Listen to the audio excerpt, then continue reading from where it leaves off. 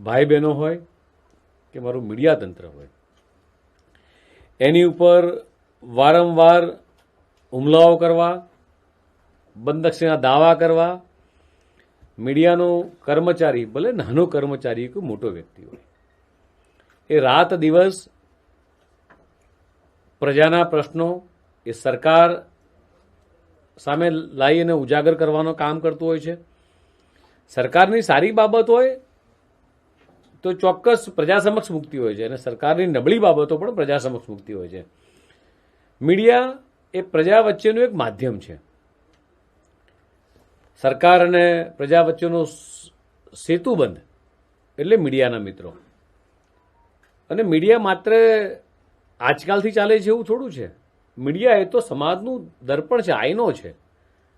અને જ્યારે આ આઈનાને કચડવાનું કામ, તોડવાનું કામ, અને કર્મચારી નાનો હોય એટલે એની પર હુમલાઓ કરવાના, આવું કૃત્ય આ લોકશાહીના ચોથા સ્તંભ મીડિયા પર કેજરીવાલ અને આમ આદમી પાર્ટીની સરકાર સતત જે રીતે હુમલા કરી રહી છે એ મિત્રો ક્યારેય સાંખી લેવાય નહીં. સાચી ખબર ચલાવે અને પ્રકાશિત કરે એની પર રેડ મારવાની, એફઆરઆઈ નોંધવાની, એની પર દબાણ કરવાના, આ તો ક્યાંની રાજનીતિ છે? પંજાબમાં કેજરીવાલની કઠપુતળી એવા ત્યાંના મુખ્યમંત્રી ભગવંત માન સરકાર પંજાબ કેસરી ન્યૂઝપેપર પર કોઈ નોટિસ વગર, આદેશ વગર જે તે રેડ મારવામાં આવી. એટલું જ નહીં મિત્રો, પરંતુ પત્રકારો અને કર્મચારીઓને પંજાબ પોલીસ દ્વારા મારપીટ કરી ઘાયલ કરવામાં આવ્યા. એમને સિવિલ હોસ્પિટલ બઠિંડામાં દાખલ કરવામાં આવ્યા. આ હુમલો એ ન્યૂઝપેપરનો હુમલો કરતા એક લોકશાહી પરનો હુમલો અને ભારતીય જનતા પાર્ટીના અધ્યક્ષ તરીકે સખત શબ્દોમાં અને નિંદા કરીએ છીએ. જલંધરની સ્થિતિ અને સુરાણી પ્રિન્ટિંગ પ્રેસમાં પ્રદૂષણ નિયંત્રણ બોર્ડના ઉચ્ચ અધિકારીઓ અને કર્મચારીઓ પોલીસ બળ સાથે જબરજસ્તી અંદર ઘૂસ્યા અને અખબારના કર્મચારીઓ સાથે મારપીટ કરી. અંદરના ગેટનું તાળું તોડી નાખવામાં આવ્યું અને ગેરકાનૂની રીતે કર્મચારીઓની મિત્રો અટકાયત કરવામાં આવી. આ ક્યાંનો ન્યાય છે? આજે તમે બધા જે મીડિયાના મિત્રો બેઠા છે, મારે તમને પૂછવું છે કે આ ક્યાંનો ન્યાય છે? કેજરીવાલ દ્વારા સંચાલિત ભાગવત માન સરકારના મીડિયાનો અવાજ આજે દબાવવાનું ઘૂન કૃત્ય, જે ધૃણિત કાર્યવાહી જે થઈ રહી છે, એની જેટલી પણ નિંદા એ કરીએ એટલી ઓછી છે. માત્ર ગુજરાત નહીં, સમગ્ર દેશમાં આની ચર્ચા છે, આની નિંદા થઈ રહી છે. આ અગાઉ પણ ઘણી વખત મીડિયાનો અવાજ દબાવવાની કોશિશ કરવામાં આવી હતી. 10 વર્ષ પહેલાની વાત કરું તો જ્યારે કેજરીવાલ પોતે સરકારમાં હતા ત્યારે સરકાર સામે કોઈ પણ એ મીડિયા કે પત્રકાર એ લખશે તો તેની સામે બદનક્ષીનો દાવો અને કેસ કરવાનું સેક્શન 499 અને 500 આ બદનક્ષી સરકાર થઈ છે. અને કોઈ પણ સરકારના અધિકારી આવું કરે તેનું ફરમાન એ વખતે કેજરીવાલની સરકારે બહાર પાડ્યું હતું. 2 નવેમ્બર 2025ની અડધી રાત્રે કેજરીવાલના ઇશારે પંજાબ પોલીસે પંજાબમાંથી છપાતા તમામ સમાચાર પત્રોની પ્રેસ વાનને ગેરકાનૂની રીતે જપ્ત કરી, ડ્રાઈવરોના મોબાઈલ છીનવી લીધા, અનેક લોકોને બંધક બનાવ્યા.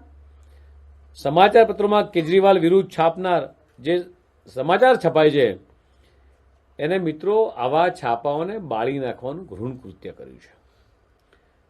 આપણે કલ્પના કરીએ કે લોકશાહી પર કાળો ડાઘ નહીં તો આ બીજું શું છે? અને સેના માટે આટલું બધું ઘોર કૃત્ય કરવાનું અને સેના માટે મીડિયાનો અવાજ દબાવવાનો. પંજાબની ભાગવંત માન સરકારે કેજરીવાલના આદેશ પર પંજાબમાંથી પ્રસિદ્ધ થતા પંજાબી અખબાર અજીત ગ્રુપ પર જે રીતે હુમલો કર્યો તેના પર જે રીતે એફઆરઆઈ કરી, જે દબાણ બનાવ્યું, કદાચ ક્યારેય આ ભારતના ઇતિહાસમાં ના બનેલી ઘટનાઓ આ આપ સરકાર પંજાબની અંદર કરી રહી છે. આમ આદમી પાર્ટી સરકારે પંજાબમાં યુટ્યુબ પર રેડ પાડી એની પર એફઆઈઆર કરી. જે યુટ્યુબર્સ છે એ પોતાની વ્યક્તિગત ચેનલ ચલાવતા હોય છે અને કદાચ સાચી વાત કદાચ ક્યાંક મૂકે તો સરકારને એવો તો શું વાંધો છે, કેજરીવાલને એવો તો શું વાંધો છે કે તમારે યુટ્યુબર્સ પર તમારે રેડ પાડી એની પર એફઆઈઆર કરવી પડી. અને સરકારની કદાચ નીતિગત બાબતોની ટીકા કરે છે તો એમાં ખોટું શું છે? કોઈ પણ જગ્યાએ કોઈ પણ રાજ્યની સરકાર હોય ત્યાં સ્વાભાવિક બાબત છે કે મીડિયાના મિત્રો સાચી બાબતને ઉજાગર કરવાનો પ્રયાસ કરતા હોય. જ્યારે પણ ભારતીય જનતા પાર્ટીની પ્રેસ કોન્ફરન્સ થાય, તેમનો કોઈ પણ ઇવેન્ટ થાય, ત્યારે આ ડરપોક કેજરીવાલની સરકાર દ્વારા એ પંજાબ પોલીસનો ઉપયોગ કરી આ તમામ મીડિયા હાઉસ પર એ દબાણ બનાવવામાં આવે છે કે એને લાઈવ નહીં કરવાનું, એની કોઈ ખબર એ પ્રકાશિત ના થવી જોઈએ. પંજાબ એ ભારતનો એક અવિભાજ્ય અંગ છે અને ભારતમાંનું એક રાજ્ય છે. અને ત્યારે દેશની અંદર કોઈ પણ રાજ્યની અંદર કોઈ પણ પાર્ટીની પ્રેસ થાય, ગુજરાતમાં કોંગ્રેસની પ્રેસ થાય છે, અમે ક્યારેય કશું બોલ્યા નથી. આજે કેજરીવાલ છે, અમે એક પણ મીડિયા નથી કહ્યું તમે ત્યાં ના જશો ભાઈ, કે એની ખબર ના છાપશો. પણ અનનેસેસરી દબાણ ઊભું કરી, પ્રેશર ઊભું કરી મીડિયાના મિત્રોને હર હંમેશ દબાવવાનું કામ આજે કરી રહી છે આપ સરકાર, જે કેજરીવાલ કરી રહ્યા છે, આનું પરિણામ એમને ભોગવવું જ રહ્યું. કેજરીવાલના દબાણમાંથી પંજાબની આમ આદમી પાર્ટી એ સરકાર દ્વારા જે રીતે પંજાબના તમામ મીડિયાના સમૂહ પર જે રીતે અત્યાચારો થઈ રહ્યા છે, આ ખરેખર અન્યાયજનક છે. અને મીડિયાના માધ્યમથી તમામ મિત્રોને હું કહીશ કે આ અવાજ એ પ્રજા સુધી પહોંચવો જોઈએ, છેક દિલ્હી સુધી, પંજાબ સુધી અવાજ પહોંચવો જોઈએ કે કઈ રીતે આ કેજરીવાલ અને ભાગવત માન સરકાર એ મીડિયા ઉપર જે રીતે હુમલો કરી રહ્યા છે અને જે રીતે અત્યાચાર કરી રહ્યા છે, આને ક્યારેય સાંખી લેવાની. જે રીતે કોંગ્રેસે ઇમરજન્સી દરમિયાન કોંગ્રેસ દ્વારા મીડિયા પર જે રીતે હુમલા થયા હતા, એ હુમલાની યાદો મિત્રો આજે તાજી કરાવે છે.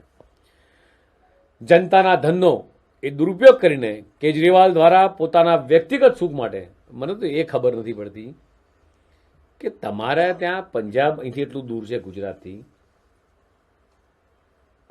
પંજાબ અને ગુજરાતના ચોક્કસ વેપારીગત સંબંધો હશે, પણ પંજાબ સરકારની આટલી મોટી એડ એ ગુજરાતમાં છે એના માટે તમારે આપવી પડે છે. તમે એટલા પૈસા એ પ્રજાના કામમાં ઉપયોગમાં વાપરો ને ભાઈ. જ્યારે જનતાના ધનનો દુરુપયોગ કરી કેજરીવાલ દ્વારા પોતાના વ્યક્તિગત સુખ માટે જે શીશમહેલ જે બનાવ્યો હતો, એનું જે નિર્માણ કરવામાં આવ્યું હતું, તે વિષય પર રિપોર્ટિંગ કરનાર ટાઈમ્સ નેટવર્કની નવ ભારત ટાઈમ્સ ઓફ એક મહિલા પંજાબ પત્રકારને એ લુધિયાણાની અંદરથી એની ધરપકડ કરવામાં આવી હતી. આ જેટલા પણ પોઈન્ટ્સ કહી રહ્યો છું એ માત્ર ને માત્ર મીડિયાના મિત્રો પર થયેલા હિચકારા હુમલાની આ વિગતો છે.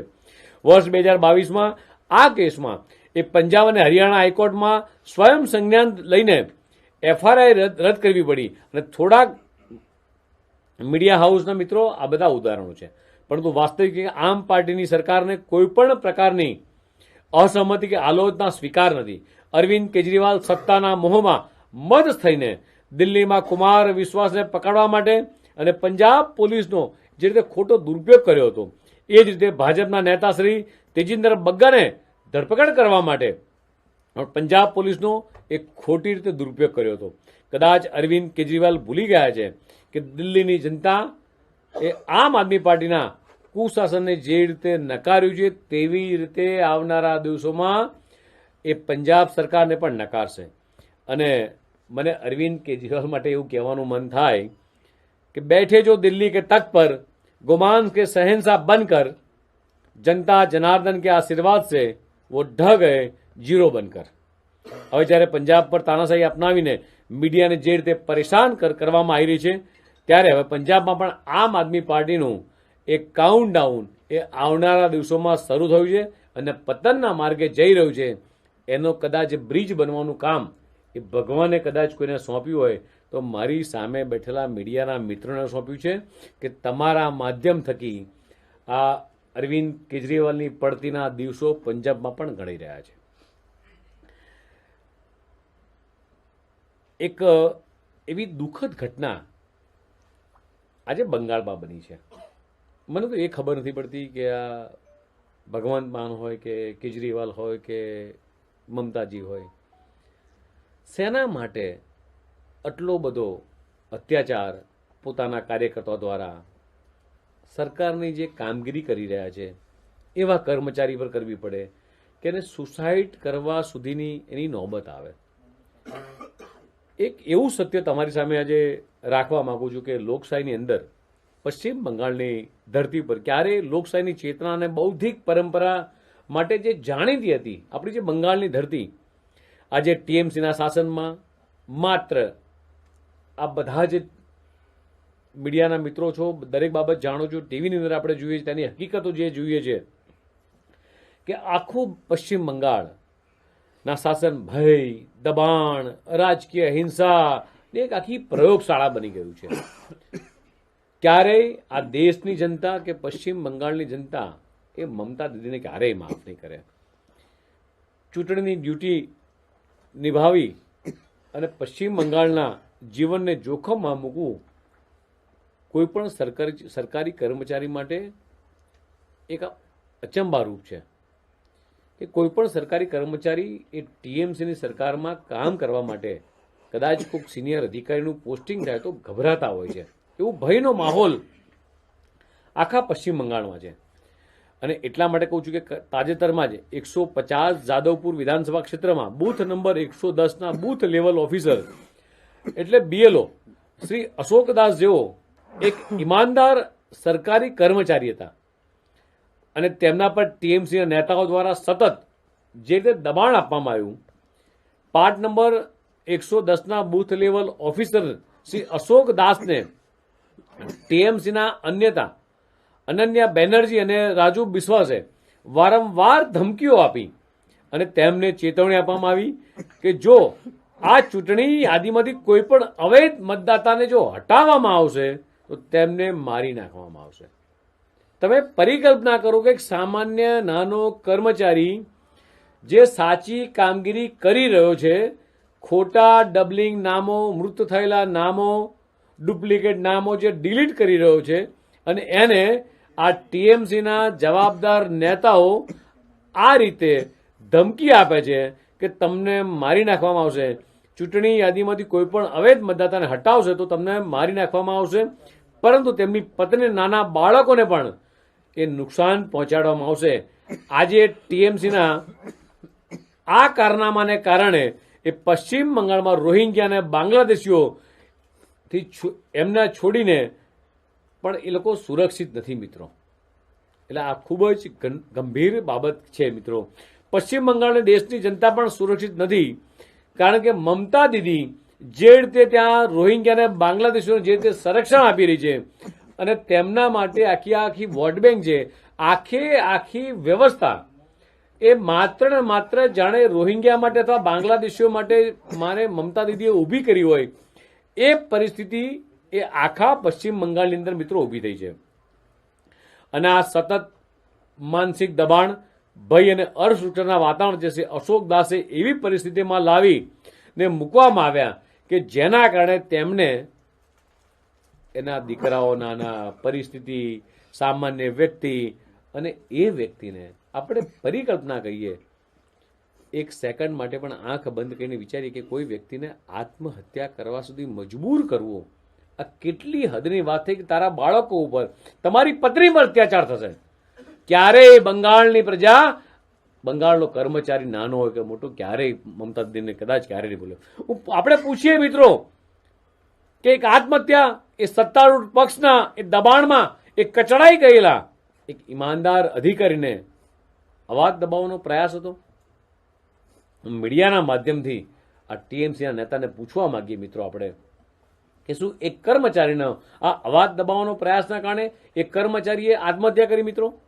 આ દુઃખદ ઘટનાને જોઈને હું નક્કી કરું છું કે પશ્ચિમ બંગાળમાં ટીએમસીની નવી એક વ્યાખ્યા બની ગઈ છે. અને ટીએમસી એટલે ટી એટલે તૃષ્ટિકરણની રાજનીતિ, એમ એટલે માફિયા અને ગુંડારાજની રાજનીતિ, સી એટલે ક્રાઇમ કલ્ચરની રાજનીતિ. કદાચ પશ્ચિમ બંગાળની મમતા બેનર્જીના આ લોકશાહીનું સતત ખૂન કરી નાખવાની જે આ માનસિકતા છે, આ કદાચ ક્યારેય પશ્ચિમ બંગાળની જનતા ક્યારેય ચૂપ નહીં રહે. શું ઘૂસણખોરોને બચાવવાની રાજનીતિ છે અને આ એટલી મોટી બની ગઈ, ત્યાંના નાગરિકો એ બચારા બેહાલ થઈને પડ્યા છે. ત્યાંના નાગરિકો કોઈ ચિંતા નહીં, માત્ર રોહિંગ્યાને સાચવવા, બાંગ્લાદેશ સાચવવા, આ સિવાય કશું જ નથી. સામાન્ય નાગરિકની ચૂંટણી અધિકારીઓ તેમના પરિવારોના જીવને જોખમે જે કામગીરી કરી રહ્યા છે. ભાજપ સ્પષ્ટ કરવા માંગે છે કે આ લડાઈમાં કોઈ પાર્ટીની વિરુદ્ધ લડાઈ નથી, પરંતુ ડર, દમન અને ચૂંટણીલક્ષી એ ગેરરીતિ આ વિરુદ્ધની લડાઈ છે. મિત્રો, આજે સવાલ માત્ર ન્યાયનો નથી, સવાલ એ છે કે શું પશ્ચિમ બંગાળમાં એ સત્ય બોલવાની પરવાનગીથી બચી છે ખરી? પરવાનગી લેવી પડે છે? શું લોકશાહીના ડરતા ડરતા શ્વાસ લેવો પડે છે? ભાજપ આ અન્યાય વિરુદ્ધ ક્યારેય ચૂપ નહીં બેસે. ભારતીય જનતા પાર્ટી અશોક દાસજીને ન્યાય અપાવવા અને બંગાળને ભયમુક્ત બનાવવાનો આ સંઘર્ષ એ અમે ચાલુ રાખીશું. મમતા બેનર્જીના શાસનની અંદર પશ્ચિમ બંગાળ હવે સોનાર બાંગ્લા નથી, પરંતુ ખૂની રમતનું મેદાન બની ગયું છે, જ્યાં એક તરફ સરકારી કર્મચારીની પોતાની ડ્યુટી નિભાવતા એ ડરથી જે જીવ આપી રહ્યો છે, ત્યારે બીજી તરફ સત્તાના ગુંડાઓ ખુલ્લે આમ ચૂંટણી આયોગની પ્રક્રિયાઓનો આગના હવાલે એ કરી રહ્યા છે. અશોકદાસના મોત માટે જવાબદાર કોણ છે? આ પ્રશ્ન જ્યારે પ્રજા એમને પૂછશે મમતાજીને, ત્યારે મમતા દીદી પોતાના નેતાઓ પર કાર્યવાહી કરશે કે કેમ? આ એક ખૂબ મોટો પ્રશ્ન છે. મીડિયાના માધ્યમથી પૂછવા માંગુ છું કે શું મમતા દીદી એમના કાર્યકર્તાઓ ઉપર શું કોઈ કાર્યવાહી કરશે કે કેમ? અથવા કાર્યવાહી કરશે કે એમને ઇનામ આપશે? આ સવાલ એ આવનારા દિવસોમાં લોકશાહી માટે ખૂબ જ અગત્યનો છે. આ ઘટનાનો સિલસિલો જે નહીં રોકાય તો પશ્ચિમ બંગાળની સ્થિતિ આવનારા દિવસોમાં એ ખૂબ જ ખરાબ થવાની છે. ઉત્તર દિજાનપુરના ચાકુલિયામાં જે થયું ખૂબ ધરામણ હતું. મિત્રો, બીડીઓ કાર્યાલયમાં એસઆરની સુનાવણી દરમિયાન ટીએમસીના ઉપદ્રવીઓએ કાર્યાલયને આખી કાર્યાલયના તમામ ડોક્યુમેન્ટ સળગાવી કાર્યાલય સળગાવવાનો એક ગુનાનો પ્રયાસ કર્યો છે. અને શું આ અધિકારી પર મિત્રો હુમલો પણ કરવામાં આવ્યો છે. કારણ શું બનાવવામાં આવ્યું? અલ્પસંખ્યકોના નામ હટાવી રહ્યા છે.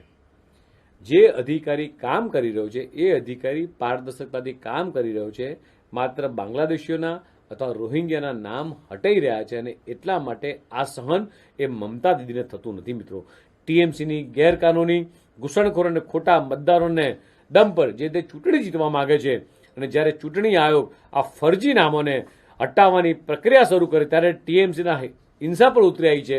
અને આ હિંસા એ આખા દેશ માટે, આખી લોકશાહી માટે એ ખૂબ જ શરમજનક ઘટના છે. તૃષ્ટિકરણની રાજનીતિનો સૌથી ભયાનક ચહેરો કોઈએ જોવો હોય તે પશ્ચિમ બંગાળની અંદર છે. મિત્રો, આ વોટ બેંકને બચાવવા માટે આખા સંવિધાનની ઢાંચાને આગ લગાવી દેવામાં આવી છે. પશ્ચિમ બંગાળમાં વર્ષોથી મતદાર યાદીમાં લાખો ગેરકાનૂની નામોના આરોપો લાગતા હોય છે. અનેક રિપોર્ટ જણાવે છે કે 2011થી 2019 વચ્ચે બંગાળમાં જે ઘૂસણખોરોની સંખ્યામાં જે વધારો થયો છે, ટીએમસીએ વર્ષોથી રોહિંગ્યા અને બાંગ્લાદેશીઓને જે સંરક્ષણ આપીને તેમના નામે જે વોટ બેંક ઊભી કરી છે અને આખી વોટ બેંકમાં લોકોને ફેરવી નાખ્યા છે. પશ્ચિમ બંગાળમાં અવૈધ બાંગ્લાદેશી ઘૂસણખોરોને ઢાંકવા, સાચા નામો જોડવા અને દરેક યુવાનને મત આપવાનો અધિકાર આપવાના હેતુથી એ ચૂંટણી આયોગ જે તે એસઆરની પારદર્શક પ્રક્રિયા ચલાવી રહ્યું છે, પરંતુ દીદીને આ કતઈ માન્ય નથી. અને દીદી તેમની પાર્ટીને આનાથી ખૂબ તકલીફ થઈ રહી છે. અને આજે બંગાળમાં ફેક આઈડી રેકેટ જે સક્રિય થયું છે, આ દેશદ્રોહી તત્વો 10,000 રૂપિયા લઈ 10,000થી લઈ અને 10 લાખ સુધીમાં એ રાષ્ટ્રીયતાને એ ઓળખને વેચી રહ્યા છે. મીડિયાના મિત્રોના માધ્યમથી હું ટીએમસીના નેતાને પૂછવા માંગુ છું, આ ક્યાંની લોકશાહી છે? શું તમારા ત્યાંના કાર્યકર્તા એ રૂપિયા લઈ અને રાષ્ટ્રીય ઓળખને વેચી રહ્યા છે? બંગાળની સુરક્ષાને ધ્યાનમાં લઈ કેન્દ્ર સરકાર રાષ્ટ્રીય સુરક્ષાના હિતમાં એ સીમા પર વાટ લગાવવા માટે રાજ્ય સરકાર પાસેથી જમીન માંગી, પરંતુ ટીએમસીએ સહયોગ કરવાનો ઇનકાર કર્યો. મિત્રો, તમારા બધાના માધ્યમથી આ તમામ બાબતો એ પ્રજા સુધી ઉજાગર થાય એ દિશામાં આપણે કામ કરવું જોઈએ. તૃષ્ટિકરણની રાજનીતિનું સૌથી ખતરનાક ઉદાહરણ એ મમતા સરકાર દ્વારા બાંગ્લાદેશની સીમા પર 72 સંવેદનશીલ સ્થળોને એ બોર્ડર ફેન્સિંગ માટે જમીન આપવાનો ઇનકાર કર્યો. આ તમારા માધ્યમથી પ્રજા સુધી પહોંચે એટલા માટે. મિત્રો, અવૈધ ઘૂસણખોરીને ખુલ્લું નિયંત્રણ આપે છે. રાષ્ટ્રીય સુરક્ષાની કિંમતે એ વોટ બેંક સાધવામાં જાય છે, જે તે માત્ર નિષ્ફળતા નથી, પરંતુ દેશની સર્વમોહત્તા સામે જ્યારે રમત રમાઈ રહી છે, ત્યારે મમતા સરકારનું વર્ણન દર્શાવે છે કે તૃષ્ટિકરણની આ રાજનીતિ આગળ દેશની સુરક્ષા પણ તેમના કોઈ મહત્વનું એ ધરાવતી નથી. મમતાજી, આજે આખો દેશ તમારી પાસેથી આ જવાબ માંગી રહ્યો છે કે આ ક્યાંની લોકશાહી છે? શું અશોક દાસની પત્ની અને અનાથ થયેલા બાળકોને ન્યાય મળશે? શું તમે નેતાઓને તમારી પાર્ટીમાંથી કાઢશો કે જેમણે એક સરકારી કર્મચારીને આત્મહત્યા કરવા માટે મજબૂર કર્યા છે? શું પશ્ચિમ બંગાળમાં હવે પછીની ચૂંટણીઓ એ સ્વતંત્ર પ્રક્રિયાનું એ પાલન કરવું એ મોતની સજા બરોબર છે? જ્યાં સુધી તમે વોટ બેંક માટે બંગાળને આરગતાથી આગમાં જોગતા રહેશો, પશ્ચિમ બંગાળ આજે ન તો લોકશાહીની સુરક્ષિત છે, ન તો લોકશાહીની વ્યવસ્થા, અને તે લોકો લોકશાહીની વ્યવસ્થાને ચલાવે છે. મિત્રો, લોકશાહીની હત્યા સામે બરદાસ્ત ક્યારેય આ ભારતની પ્રજા કે પશ્ચિમ બંગાળની પ્રજા નહીં કરે. આપના માધ્યમથી હું ચોક્કસ આ મમતાજીના અને એમના કાર્યકર્તાઓને સખત શબ્દોમાં વખોડીએ છીએ અને મમતાજી પાસે જવાબ માંગીએ છીએ કે શું તમે આ ટીએમસીના કાર્યકર્તા પર પગલાં લેશો? Thank you. અહીંયા એક